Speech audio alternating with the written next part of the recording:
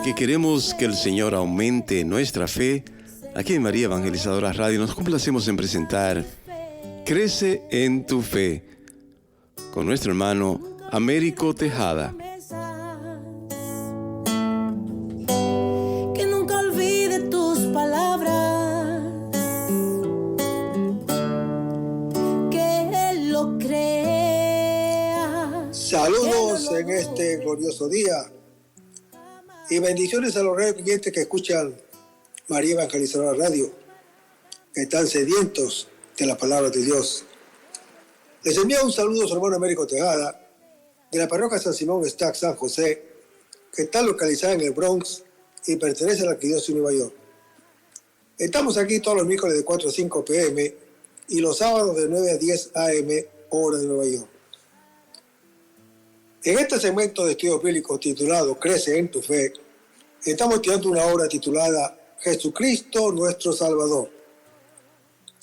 La Iglesia Católica explica cuál es el proyecto de Dios para el hombre cuando dice: Dios, infinitamente perfecto y bienaventurado en sí mismo, en un designio de pura bondad, ha creado libremente al hombre para hacerle partícipe de su vida bienaventurada. Esta realidad constituye una maravilla del amor de Dios que deberíamos tener siempre ante nuestros ojos y no olvidarla jamás. Sin embargo, parece que este mundo tan secularizado y autosuficiente no espera ni confía alcanzar una vida feliz, plena y eterna, y parece tener miras más cortas y materiales, como seguir el relativo bienestar que le puede proporcionar la ciencia, la técnica o el progreso humano. Un bienestar siempre temporal y caduco, de tal modo que la figura de Dios y de la vida eterna no está en el horizonte de ellos. Pero la Santa Madre Iglesia nos dice que Jesucristo es el camino que Dios ha elegido para conseguir sus fines y superar todos los obstáculos. Él nos muestra aún más la maravilla de su amor misericordioso hacia nosotros. Con Jesús sí podemos alcanzar nuestro bien y felicidad para siempre. Estos estudios bíblicos pretenden facilitar un cierto conocimiento de la admirable riqueza y profundidad del misterio de Cristo. Vamos a comenzar este segmento con oración. Lo hacemos en el nombre del Padre, del Hijo y del Espíritu Santo. Señor, que todo lo que hagamos este día inicie con tu bendición y termine con tu ayuda.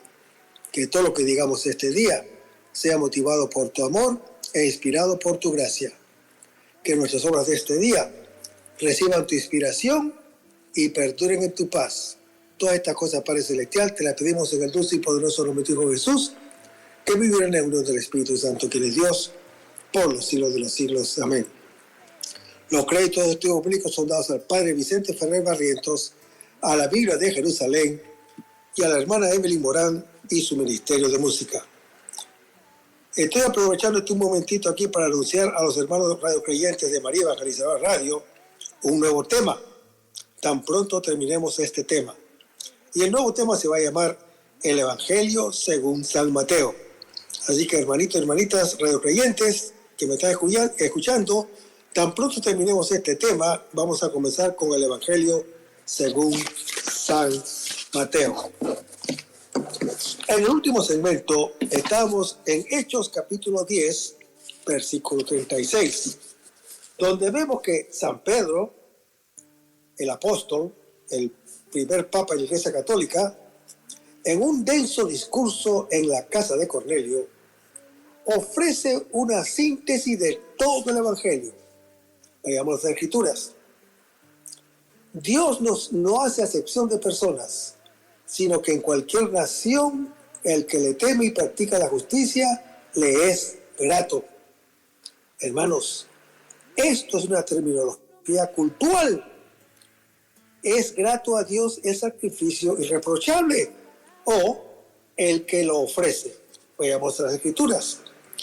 Circunciden su corazón y no endurezcan más su cerviz, porque Yahvé, su Dios, es el Dios de los dioses y el Señor de los señores, el Dios grande fuerte y terrible, que no es parcial ni admite soborno, como está en Deuteronomio capítulo 10. Sigamos leyendo. Si su ofrenda es un holocausto de ganado mayor, ofrecerá un macho sin defecto. Lo ofrecerá a la entrada de la tienda del encuentro, para que sea del agrado de Yahvé, como está en Levítico capítulo 1. Por eso, el apóstol Pedro habla de la vida nueva. Vayamos a las Escrituras. Más bien, así como el que los ha llamado es santo, así también ustedes sean santos en toda su conducta. Como está escrito, serán santos, porque santo soy yo. Y se llaman Padre a quien, sin acepción de personas, juzga a cada cual según su conducta, como está en 1 Pedro, capítulo 1. Y el apóstol Pedro sigue con su discurso en Hechos, capítulo 10. Leamos las Escrituras. Él ha enviado su palabra a los hijos de Israel, anunciándole la buena nueva de la paz, por medio de Jesucristo, que es el Señor de todos. Hermanos, el apóstol Pedro está citando el anuncio de salvación de los profetas que están en el Antiguo Testamento. Leamos las Escrituras. Qué hermosos son sobre los montes los pies del mensajero que anuncia la paz, que trae buenas nuevas, que anuncia salvación, que dice a Sión, ya reina tu Dios, como lo dice el profeta Isaías en su capítulo 52. Sigamos leyendo. Miren por los montes los pies del mensajero que anuncia la paz, como está en Nahum capítulo 2. Hermanos, ya el apóstol Pablo hace también mención de esto. Leamos las Escrituras. ¿Y cómo predicarán si no son enviados? Como dice la Escritura, cuán hermosos los pies de los que anuncian el bien, como está en Isaías capítulo 10. Ya Jesús lo había dicho. Leamos las Escrituras. Vayan por todo el mundo y proclamen la buena nueva a toda la creación, como lo dice el Señor Jesús en Marcos capítulo 16. Hermanos, en Pentecostés, ante un auditorio judío, el apóstol Pedro había presentado a Jesús como Señor y Cristo. Ahora lo hace como juez de vivos y muertos, prerrogativa que en el Antiguo Testamento era exclusiva de Dios, o sea, de Yahvé. Tras su predicación, desciende el Espíritu Santo sobre los presentes, de modo semejante a lo que ocurrió en Pentecostés en Hechos capítulo 2. Reconociendo la acción del Paráclito, el apóstol Pedro manda bautizar a Cornelio y a su familia. Y estos son los primeros gentiles. Y sin exigirles la circuncisión. Bendito y alabado sea Dios.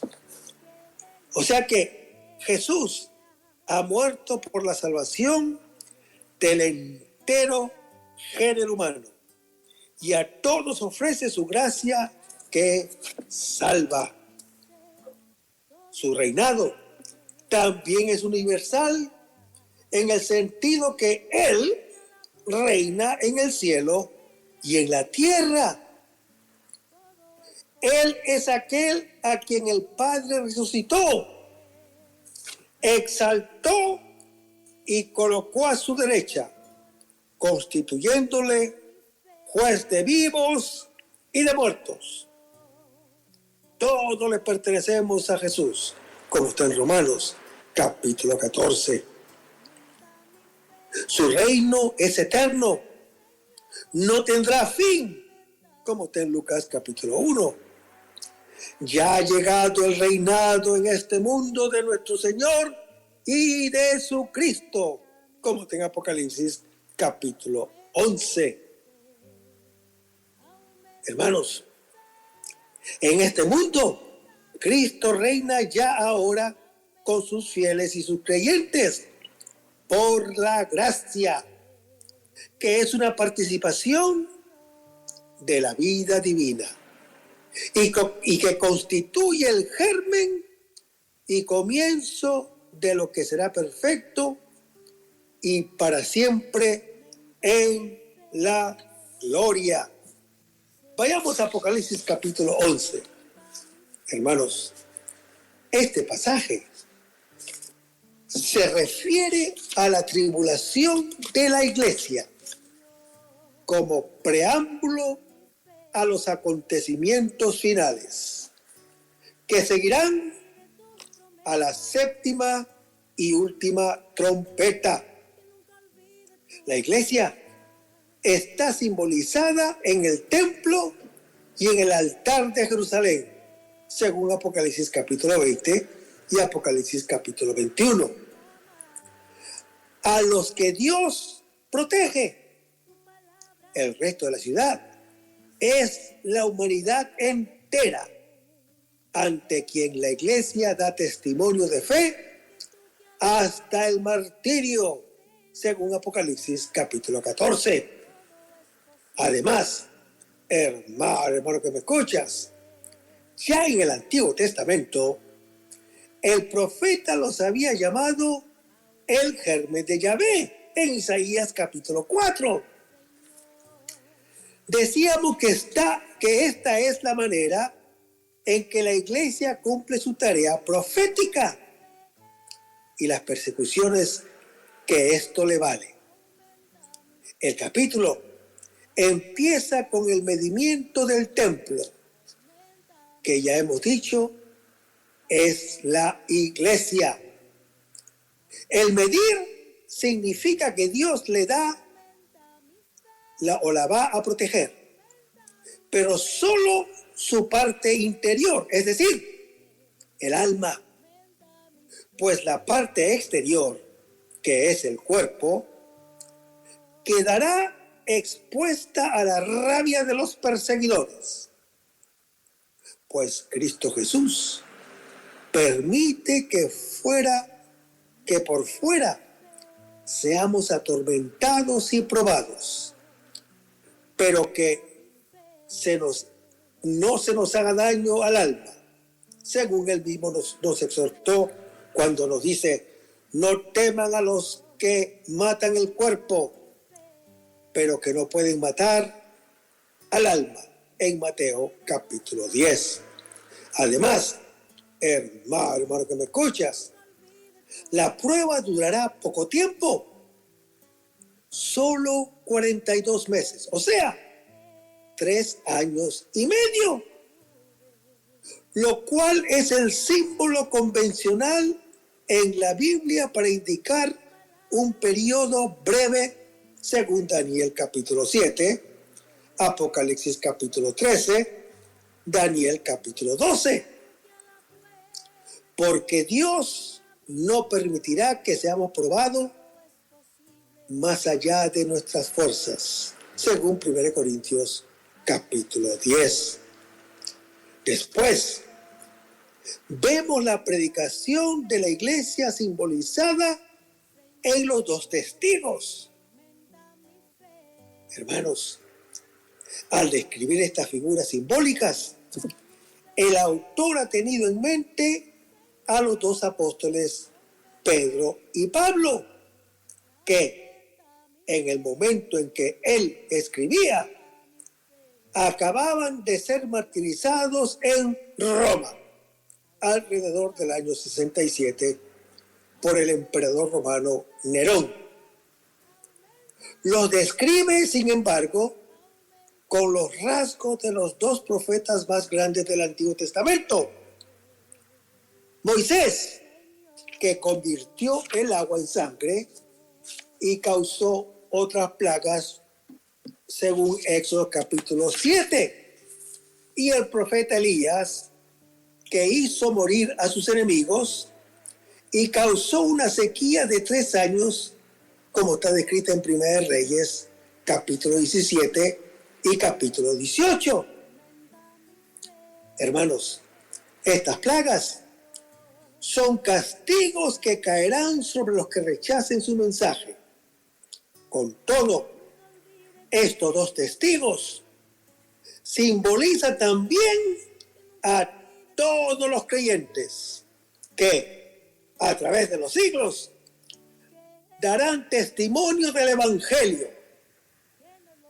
La bestia descrita aquí es la misma bestia del profeta Daniel en su capítulo 7.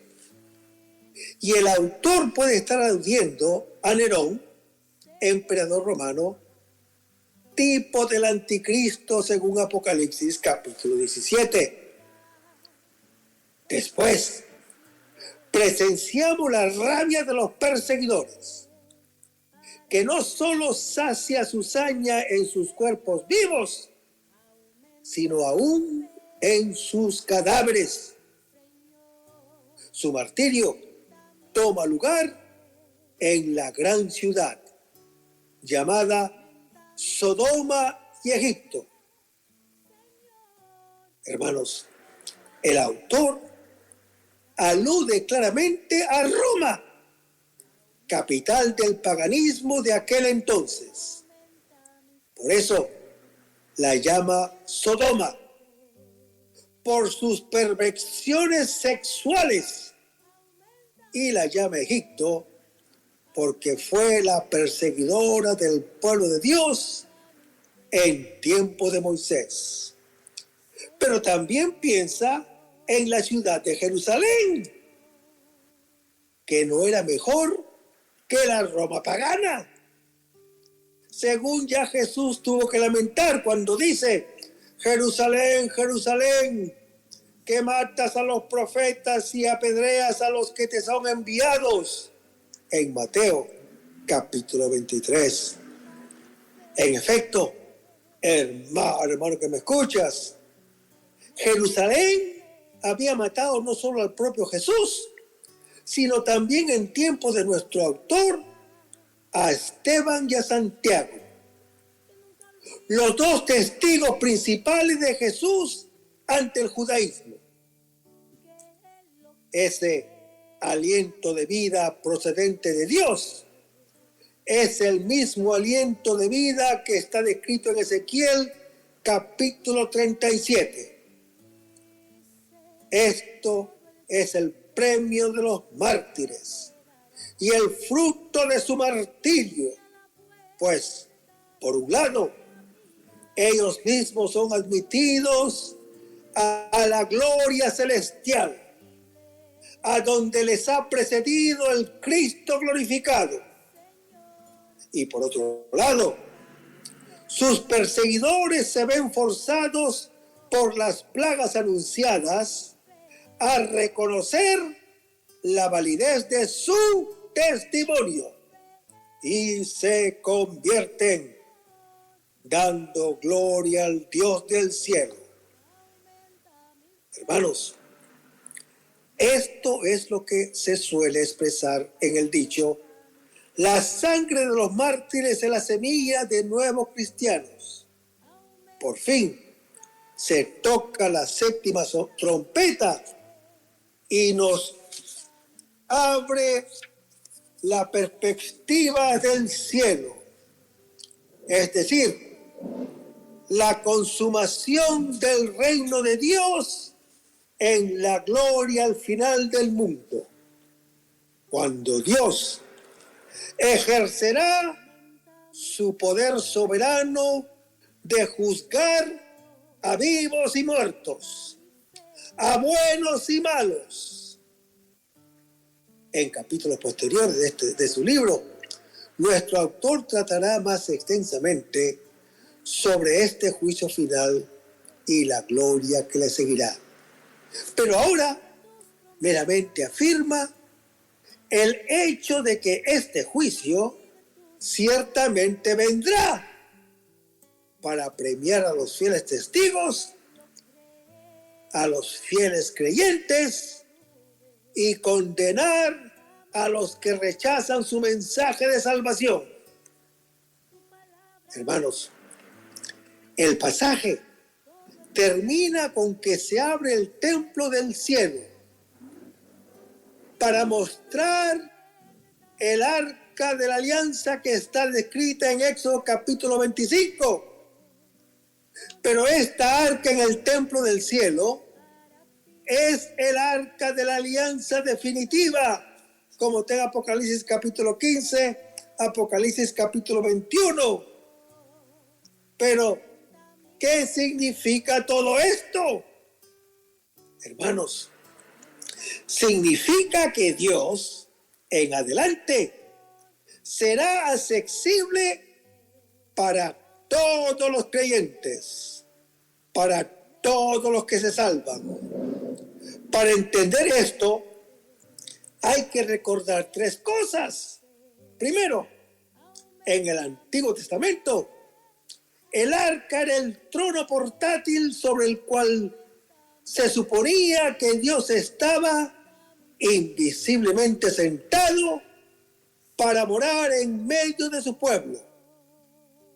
Esta arca, como trono de Dios, solía estar recluida en el templo de Jerusalén.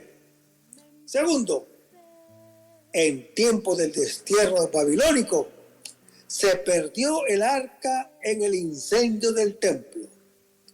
Pero la gente pensaba que estaba escondida en un lugar secreto para manifestarse de nuevo el día en que Dios admitiría definitivamente al creyente a su cercanía y amistad, según lo dice 2 Macabeos capítulo 2.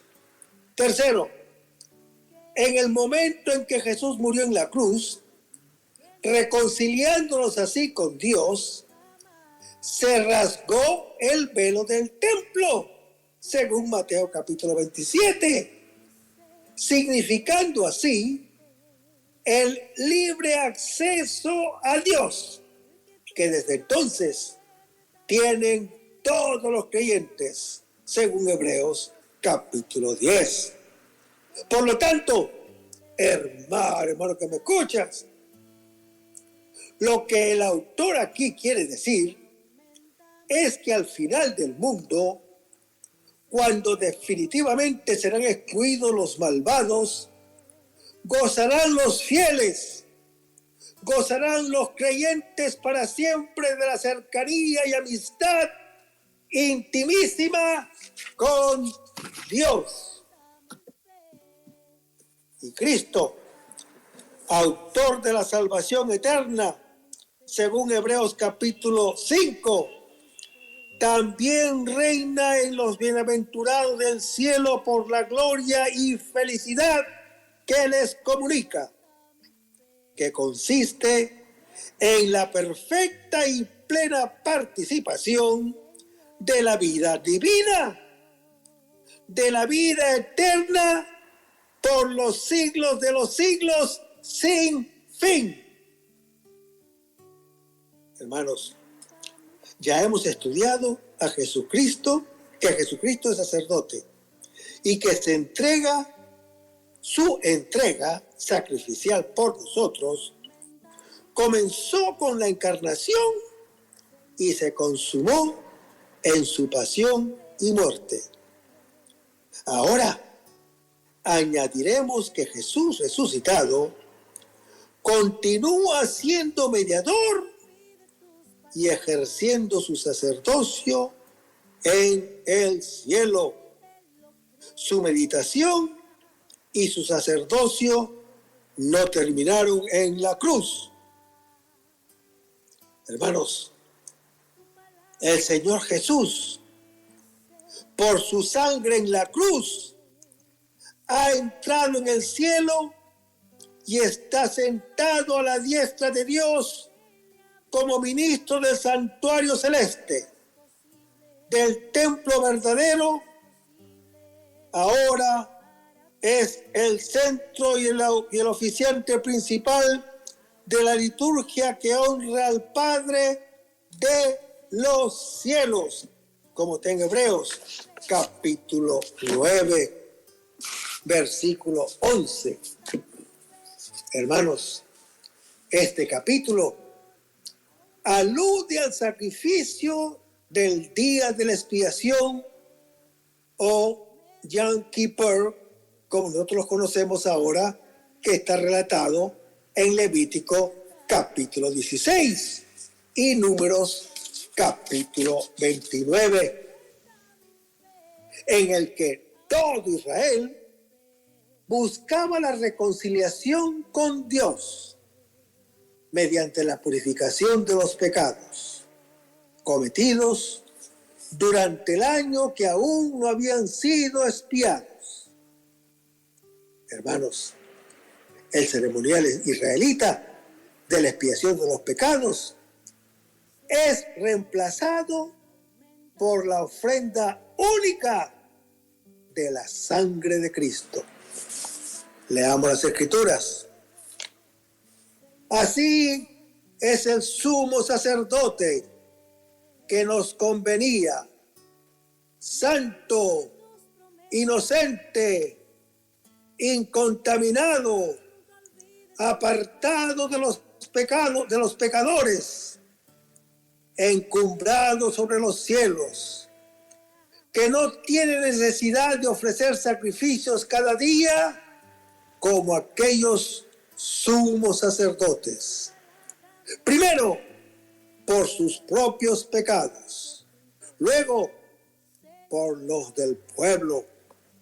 Y esto lo realizó de una vez para siempre, ofreciéndose a sí mismo, como está en Hebreos capítulo 7.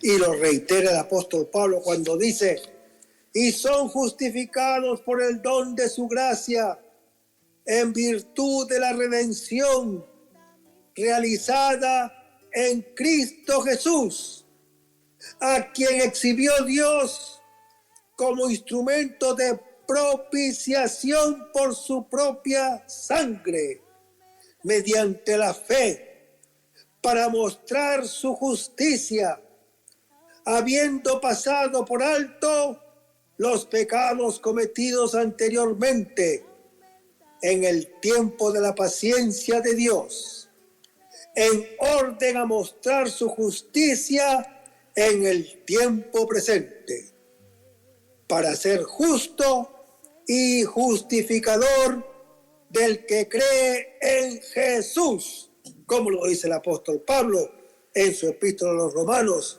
capítulo 3. Hermanos, y esta ofrenda única de Cristo es la que nos abre el camino hacia Dios. Leamos las Escrituras. Tenemos, pues, hermanos, plena confianza para entrar en el santuario en virtud de la sangre de Jesús, por este camino nuevo y vivo, inaugurado por Él para nosotros, a través de la cortina, es decir, de su cuerpo, como está en Hebreos capítulo 10. Hermanos, la mediación sacerdotal de Cristo es la única que puede lograr el perdón de los pecados y el acceso de todos los creyentes a Dios, derramando su propia sangre para ratificar la nueva alianza. Nos abrió las puertas del cielo.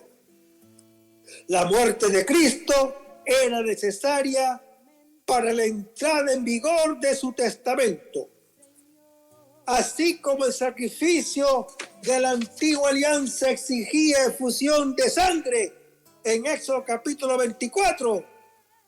El sacrificio de Cristo, más eficaz que el de Moisés, vale para siempre.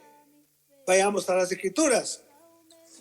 De la misma manera que el Hijo del Hombre no ha venido a ser servido, sino a servir y a dar su vida como rescate por muchos, como está en Mateo, capítulo 20.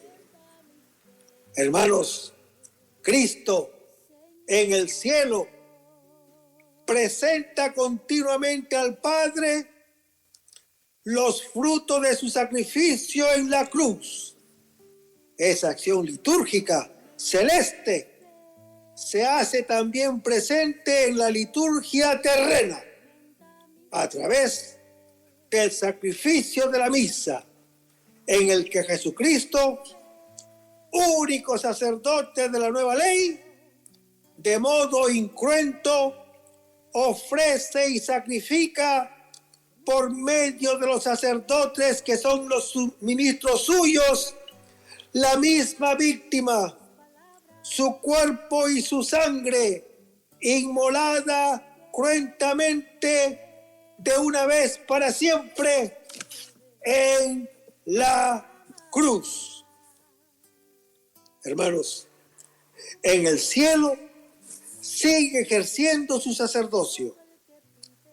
La mediación sacerdotal, tanto en sentido descendente, comunicando a los creyentes los dones divinos, como en sentido ascendente, intercediendo por todos nosotros. Jesús es el sacerdote de la alianza eterna. La carta a los Hebreos llama a Cristo sumo sacerdote de los bienes futuros, en Hebreos capítulo 9. Y autor de la salvación eterna, en Hebreos capítulo 5. Efectivamente, hermano que me escuchas, Él siempre es y será la causa de la salvación de los elegidos. Él siempre es la cabeza de su cuerpo que comunica la vida divina a todos sus miembros, o sea, a todos sus creyentes, a los que peregrinamos en la tierra y de modo más pleno a los bienaventurados. Hermanos, su sacerdocio es eterno. No solo porque Jesús vive para siempre, sino también porque sus efectos alcanzan a toda la historia de la humanidad para siempre, como está en Hebreos capítulo 9. En el cielo continúa intercediendo incesantemente en favor nuestro, como lo dice Hebreos capítulo 7, Romanos capítulo 8. Hermanos, la Escritura nos enseña que Cristo ha ascendido al cielo para presentarse ahora ante el acatamiento de Dios en favor nuestro y para ejercer constantemente su función de propiciación ante el Padre en favor nuestro hasta el fin del mundo, como está relatado en Primera de Juan, capítulo 2. Pero la pregunta es, ¿cómo ejerce esa intercesión por nosotros en el cielo? ¿Cómo? Hermanos, Jesús en el cielo intercede por nosotros de dos formas. En primer lugar, expresando a su Padre su gran deseo de nuestra salvación, ya sea en su oración, o en su oración de petición, por supuesto. Y de otro modo, presentando al Padre la humanidad que ha asumido por nosotros con las gloriosas señales de su pasión, que son la presentación de su sacrificio. En cuanto al ofrecimiento de su sacrificio, hemos de señalar que en la tierra Jesús ofreció a su Padre el sacrificio de toda su vida y especialmente de su pasión y muerte para redimirnos del pecado. Y ahora, en el cielo, Jesús, vivo e inmortal, presenta incesantemente a su Padre ese sacrificio de sí mismo que consumó en la cruz. Pero su oblación tiene ahora una forma diversa a la que tuvo en la tierra. El sacrificio interior, que es el principal, es perenne. La entrega total de su vida al Padre por nosotros es la misma que tenía durante toda su vida y tuvo en la cruz. Si bien actualmente no se da una inmolación cruenta, ya no hay sufrimiento ni muerte. Ahora veremos los efectos de la salvación que Cristo nos ganó y cómo la comunica a los creyentes de todos los tiempos. Hay una sola economía divina de la salvación de todos los hombres, cuya fuente y centro es Cristo. Hermanos, Dios quiere que todos los creyentes se salven, lleguen a la unión con Él, sumo bien, participando de la redención de su Hijo hecho hombre. El Padre nos ha elegido en Él antes de la fundación del mundo y nos ha llamado a la unión con su Hijo Jesucristo, nuestro Señor. Vayamos a Efesios capítulo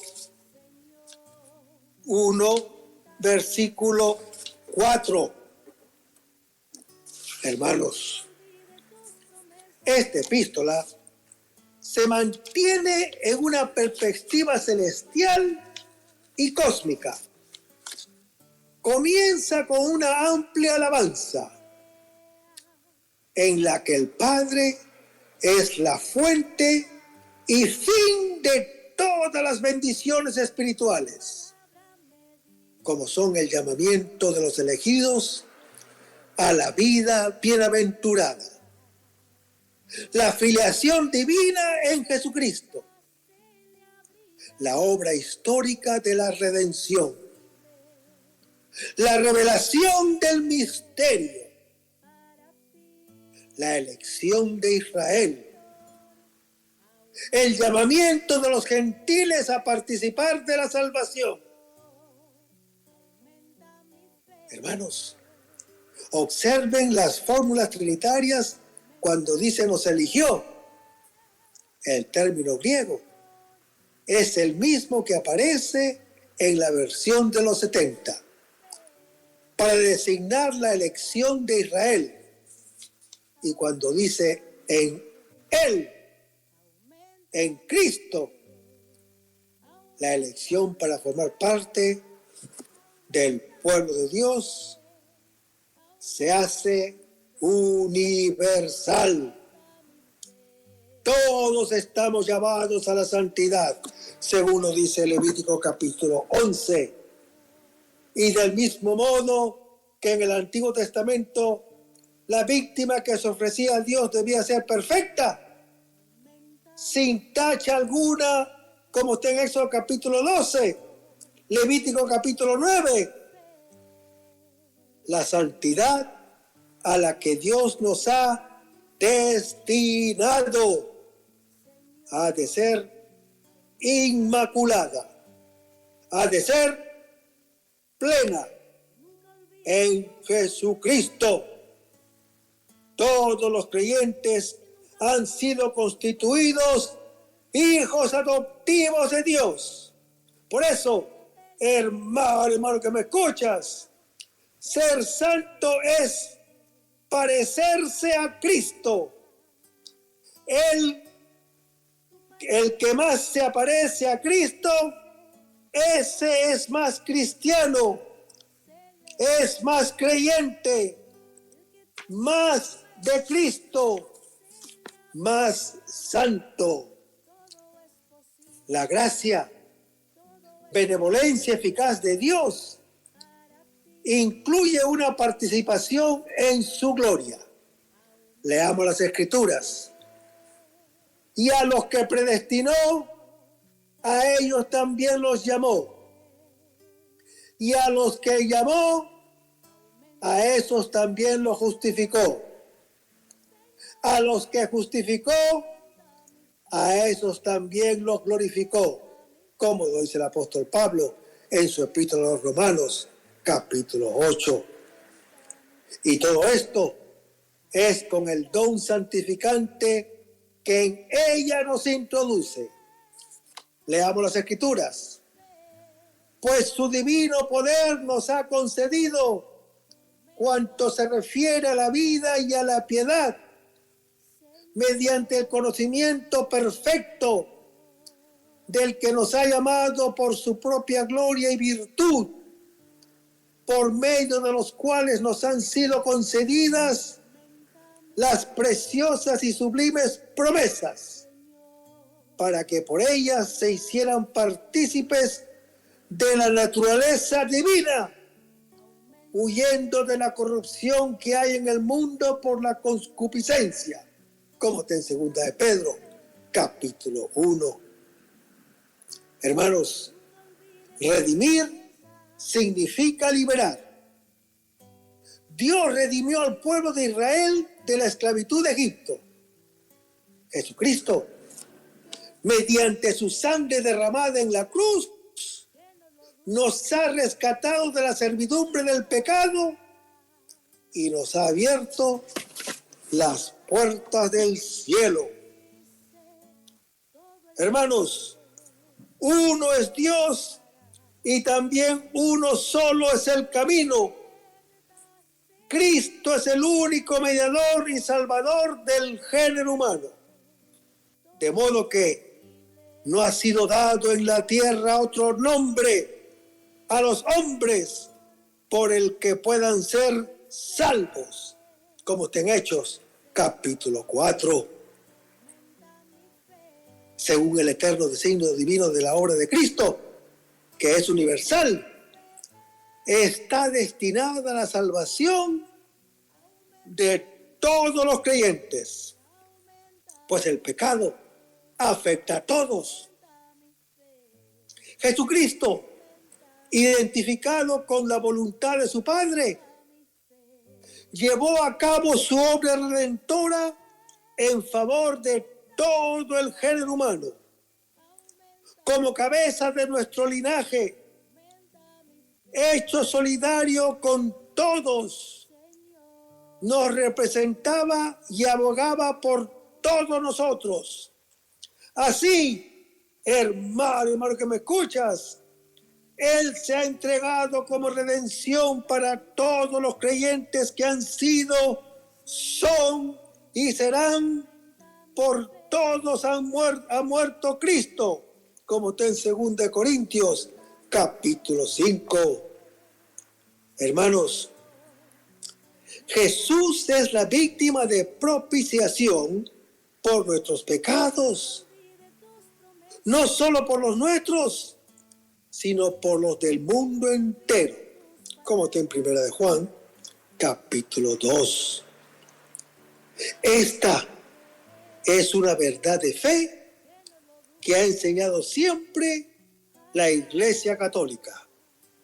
Cuando dice, no hay, hubo o habrá hombre alguno por quien no haya padecido Cristo Jesús nuestro Señor. Así como decimos que hay una curación cuando realmente ha sanado al enfermo, del mismo modo, la redención o liberación de los hombres es efectiva cuando ellos son liberados del mal. Por eso, la redención es un proceso que continúa hasta el fin de los tiempos. conforme los hombres van uniéndose al Señor y participando de la salvación, que solo será completa y consumada con la resurrección futura.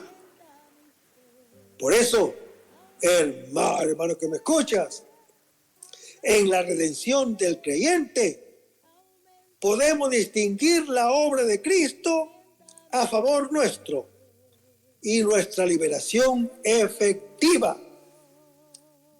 Se llama redención objetiva a la obra llevada a cabo por el Redentor, tanto en su vida terrena como desde el cielo en su vida gloriosa, con la cooperación del Espíritu Santo. Esta obra de Cristo constituye la causa de la salvación de los creyentes, que tendrá eficacia cuando es comunicada a cada uno. Podemos compararla a una medicina que fuera capaz de curar toda enfermedad, o, como enseña Jesús, a una fuente de agua viva que salta hasta la vida eterna y puede saciar la sed del hombre para siempre. Vayamos a Juan capítulo 4, versículo 14. Hermanos, el encuentro cerca de un pozo entre un viajero fatigado y las mujeres que vienen a sacar agua es un tema clásico de la literatura patriarcal, como el encuentro de Rebeca y el siervo de Abraham en el pozo de Nahor en Génesis capítulo 24. En el Evangelio de Juan, las revelaciones más altas tienen frecuentemente como punto de partida hechos sencillos y naturales. Cuando él dice, cuando se escucha que se dice no tienen vino de la boda de Caná, ocasiona el anuncio de un vino abundante y generoso, como está en Juan capítulo 2. ¿Dónde compraremos pan para todos? Provoca la multiplicación de los panes en el desierto, símbolo del pan eucarístico, en Juan capítulo 6. La amistad íntima de Jesús hacia Lázaro, difunto, lo impulsa a resucitarlo y a manifestarse como la resurrección y la vida, en Juan capítulo 11. La mujer samaritana, por supuesto, se admira de que aquel hombre judío se atreve a dirigirle la palabra y a pedirle de beber. El odio entre judíos y samaritanos era tradicional, según Segunda Reyes, capítulo 17, Esdras, capítulo 4. Los samaritanos eran una raza mixta formada por los supervivientes del reino de Israel y los nuevos colonos traídos por los asirios. Además, hermano que me escuchas, los samaritanos habían dificultado la restauración judía y habían erigido sobre el monte Garizim un templo rival del templo de Jerusalén. La mujer samaritana ve en su interlocutor a un hombre judío, pero diferente de los demás. Si ella accedió a darle agua para calmar su sed, el evangelista lo ha pasado por alto, pues otra cosa es la que le interesa. Jesús no responderá directamente a las palabras de la mujer, sino que se va a dirigir a ella en un lenguaje enigmático, situándose en un nivel superior. Jesús le dice, si conocieras, dos cosas escapan al conocimiento de la mujer. ¿Cuál es el don de Dios y quién es su dialogador? El don de Dios aparece aquí como algo bien determinado. Pues bien, hermano que me escuchas, si la mujer supiera con quién está hablando, ella sería quien hubiera pedido y él le habría dado agua viva. El don de Dios es agua viva. El agua viva es agua que brota de manantiales, agua de fuente, opuesta al agua recogida en cisternas. La escasez de manantiales en Palestina hace que crezca el valor y la estimación del agua viva. Caso típico y ejemplo perfecto del diálogo juanino, en las que los personajes se mueven en diferentes planos. Jesús habla en un nivel espiritual. La mujer permanece en la perspectiva material. La samaritana ha trocado el título de judío por el de reverente de Señor. Esta denominación será usada por la samaritana con más y más respeto.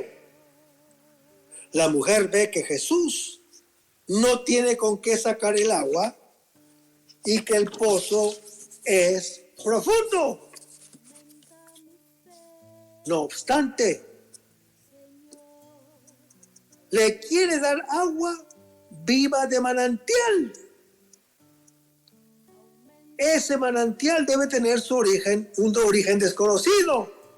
De allí la reflexión, cuando ella dice, ¿de dónde pues tienes el agua viva? Hermanos, el agua viva queda determinada ahora mediante el artículo él. Con delicada ironía, la mujer interpela a Jesús cuando le dice, ¿acaso tú eres más grande que nuestro padre Jacob? Hermanos, la mujer no piensa siquiera en la posibilidad de que Jesús sea mayor que el gran patriarca. Esta intervención va a provocar una respuesta más profunda por parte de Jesús. Jesús se mantiene en un nivel de altura y prosigue su revelación paso a paso. Si el agua que promete Jesús era misteriosa por su origen, también lo es por su naturaleza.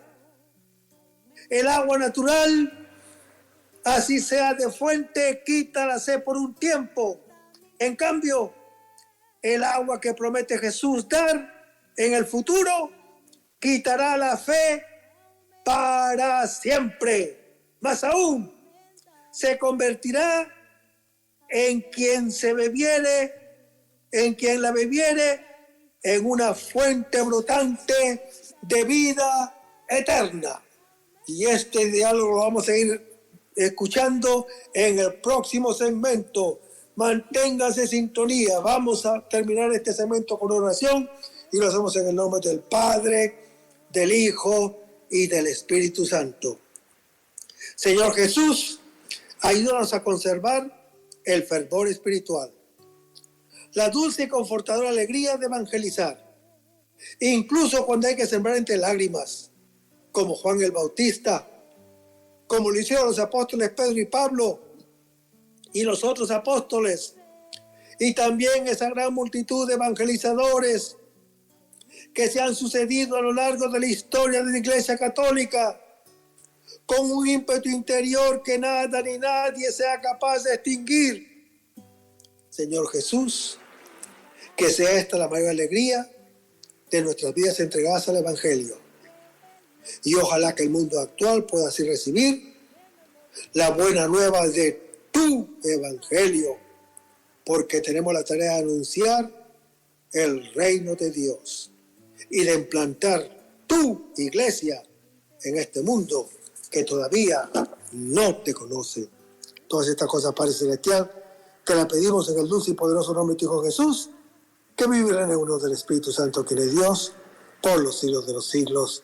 Amén. Hasta el próximo segmento. Que el Señor los bendiga. Señor, aumenta mi fe. Aumenta mi fe. Señor, aumenta mi fe. Que nunca olvide tus promesas.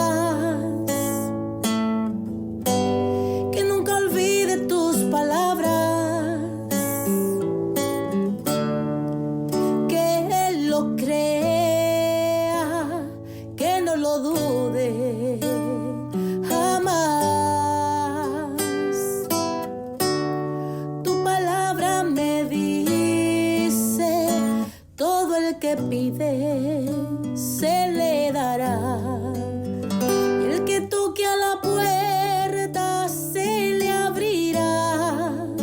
Todo es posible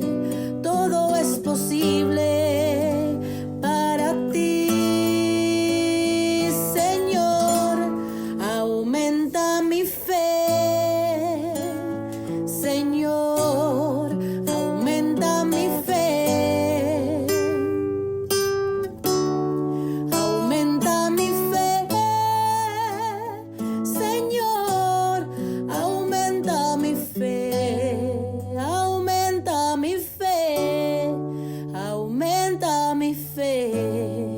Aumenta mi fe, aumenta mi fe, aumenta mi fe, aumenta mi fe, aumenta mi fe, aumenta mi fe, Señor.